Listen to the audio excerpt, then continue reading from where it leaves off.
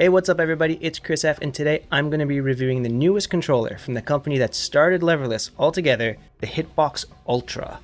In this review, I'll cover the overview of this controller, everything it can do, what I liked about it, what I didn't like about it, and whether or not you should buy it. Now, quick note before we start this review, I did receive this product for free from Hitbox Arcade themselves. However, I didn't receive any payment for this controller, and all the opinions in this video are my own. With that over with, let's get right into the review. The Hitbox Ultra comes in a sleek black box. There's a serial number printed on the side, which really helps to give this controller a premium feel even before you open it. Inside, we have the controller itself, USB cable, button spacers, but more on this later, spare wires, cap covers, a quick PS5 console guide, user manual, a wipe to clean the controller, and a vinyl backpack. Now, as you might have guessed already, yes, the Hitbox Ultra works out of the box on PS5, Xbox Series X and S, Switch, and PC. The dimensions of this controller are 407mm by 178.6mm by 27.77mm. The main body is an all-steel casing, making this a sturdy controller, while the top has a removable clear layer, which means you can put in custom artwork if you're into that. Then on the back of the controller here, we have your typical start, select buttons, pretty standard stuff. I mean, they feel good to press, nothing really special to say about them, they work. And then there's a tournament kill switch button, so if you flick this, your start and select buttons won't work, so you're not going to get any accidental menu presses for those of you who play tournaments either online or offline. Then over here we have the aviator style USB connector. This is really nice because it's flush to the controller, it doesn't stick out. If you guys remember the original Hitbox, it stuck out quite a bit. And as you can see here, I have the included USB connector here, so all you have to do is line it up, wait till you hear the click, and now it's locked in place. Then to remove it, all you have to do is kind of grab the silver part here, pull it back, then your USB cable will come out. The build quality of this USB cable is fantastic. It feels high quality, and this thing isn't going to break on you anytime soon. So I actually really like this. I absolutely love the back of this controller because it has full anti-slip padding, making it great for both lap and desk play with no sliding whatsoever from my testing. The back panel is held down with 6 strong magnets, which means removing the back panel is as easy as grabbing a corner and just pulling on it. So let's get into the button layout of this controller. The Hitbox Ultra has a very tight button layout, which means all the buttons are very close together. Now, if you're like me and you have smaller hands, you're going to find this incredibly comfortable to play on. I'm a fan of small 24mm buttons plus a larger jump button on the bottom, so for me, a person with kind of wide hands but short fingers, I find this really comfortable and good to play on, so I have no qualms whatsoever. However, if you're a person with big hands and long fingers, you might find this layout a little bit tight for you. Let's do a quick button sound test.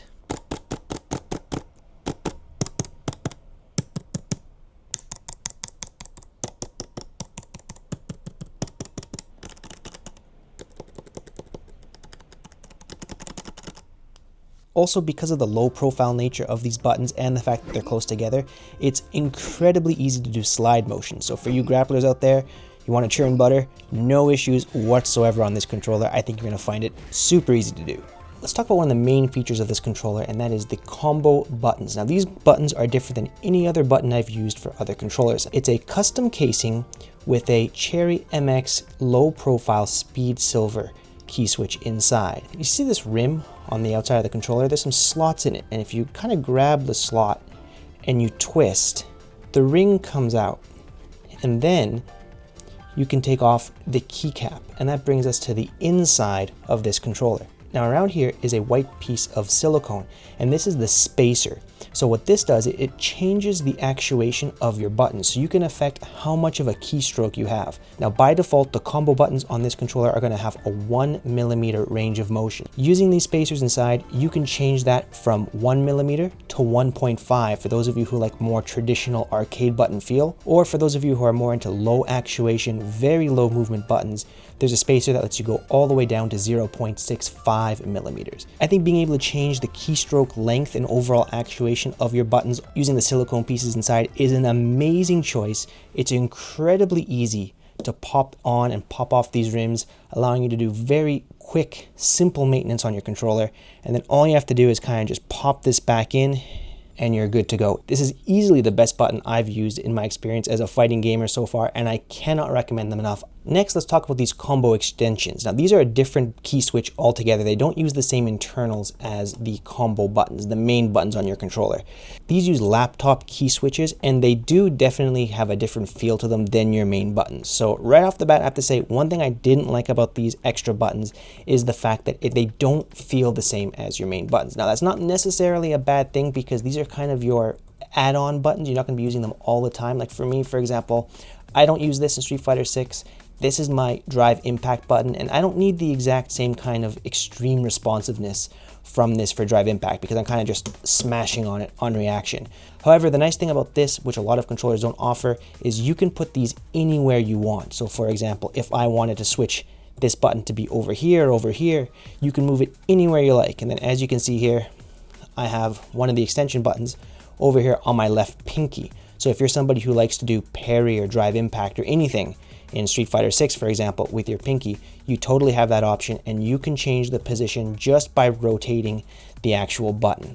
So I think the freedom to move this wherever you like, you can use your left thumb. If I go like this, if I put it here, it goes back to my right thumb. I think the freedom of rotation is a great idea, and that's something that a lot of leverless controllers don't offer you. But here with the Hitbox Ultra, you have complete freedom as to where you want to put the extension, and I think that's great.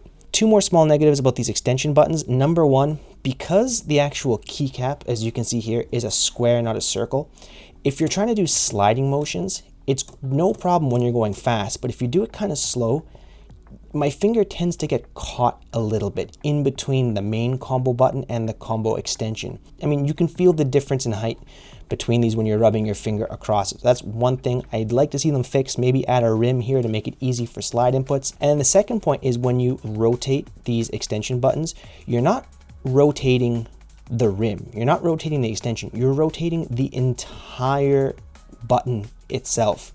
So you have to be careful that you have enough slack in the wires connected to the extension button. So here's my jump button with the extension on the other side. And as you can see, as I turn it, the cables are actually moving as well. So if you have a cable that's really short and you try to pull this all the way to the side, you might run into an issue where you kind of bend the actual pin that's soldered onto the button. So when you're putting these in and when you're adjusting your button, make sure that there's enough slack in your actual wiring before you start going and twisting and turning your button all over in clockwise or counterclockwise directions, because you could damage the actual button and then you're in trouble. So I want to talk about one of my favorite features of this controller, and that has to do with the extension buttons themselves. Now, I mentioned that these are fully rotational and you can put them anywhere you want, giving you a high amount of customization and different layout options. But not only that, we can also change what these buttons do on the hardware level. And I'm going to open up the Hitbox and show you exactly how to do that. Alright, so by default, when you open up this controller for the first time, your extra extension buttons are going to be connected here through the main hub into their custom PCB, and it's going to be connected to the L3, R3, and touchpad buttons. Now, you can rearrange these, you can pull these out, and you can put them anywhere you want, and that'll change what your extension button does. Now, everything is labeled here clearly. I'm not sure if you can see it, but we have like up, down, left, right, L2, R2. Basically, every single button that's available here is also available here. Now, if you're a Street Fighter 6 player, this won't be super helpful for you because Street Fighter has very strict rules as to about what you can do, not allowing duplicate buttons in tournaments, both online and offline. Let me give you a quick example. Let's say you're a Tekken player and you wanted to set your extension buttons to left and right to give you access to quick and easy Korean backdashes and things like that.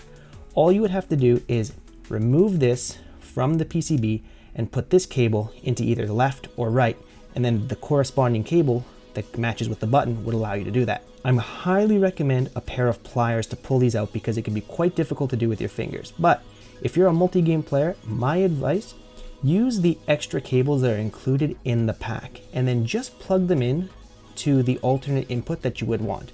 So for me, Tekken, I like having left and right on my bottom right extension buttons, so I have them plugged in here, and then just leave it unplugged. Then when you're playing Street Fighter 6, you can have your default setting, and instead of removing and putting the pins back with a pair of pliers every time, you can simply disconnect the cable here from the main hub, which is really easy because all you have to do is push down on this white piece of plastic, comes out really easily, kind of hide it in the bottom, and then swap it with the one that you want. And I think this is the best workaround for multi-game players, because if you're at a tournament, I don't think you're gonna whip out a pair of pliers, start pulling at your controller. That seems like a mess. So I would recommend just doing this, quickly pushing down on this white piece, and then just swapping in and out what you want with the end of this cable. It's going to save you a lot of time, a lot of headache, and it's going to be much easier on your fingers. Being able to change what the extension buttons do on a hardware level, I think is fantastic, and I don't know of any controller on the market that has this feature. And I think it's definitely a defining feature of this controller, and I absolutely love it. So I just want to show what you can do with these extension buttons in a game like Tekken. I switched the pins, and now these two extension buttons are no longer action buttons, they're now left and right buttons. So this one here on the top is going to be forward, and this one here on the bottom is going to give me left. And this allows me to do really easy Korean backdashes and wave dashes. So if you're doing this with a standard input, you would have to kind of go like this with your left hand, or bring your right finger across to go like this on a traditional leverless. But I can just use my thumb here to get really easy Korean backdashes because this is my forward input.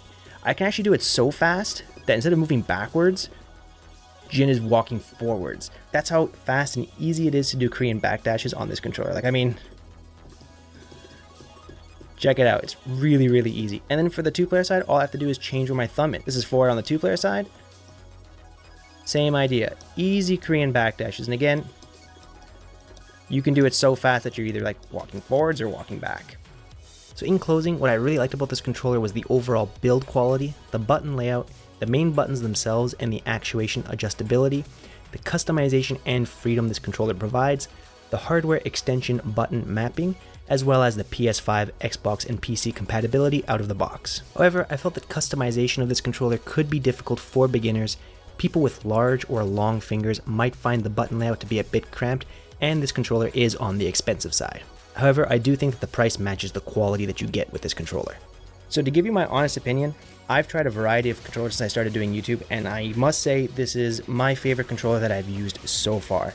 The build quality is fantastic, the buttons are great, there's a wide variety of customization available, and it basically does everything I want in a leverless controller. Yes, it's expensive, but I think you're paying for a premium with this controller. If you're somebody who's serious into fighting games and are looking for a very high quality product, then I can't recommend this enough. And to be honest with you, after trying this controller out for the past 2 weeks, I've decided to make this my daily driver, and I can't wait to keep on using this controller in the future, both in tournaments online and offline.